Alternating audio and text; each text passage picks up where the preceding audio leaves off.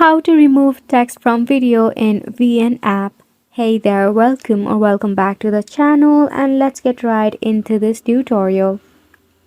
To remove the text from video in the VN app, head over and tap open your VN app first and foremost. Then select on the project that you were working on or in which you wish to remove the text. Now here is the thing. The project will be saved right here below the project section. So you can easily tap on it and have further edit.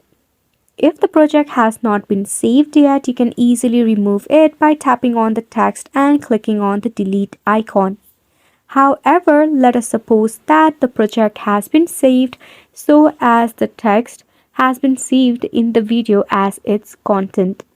In that case, you might not be able to click on the text and delete just like right now since the video has not been saved yet.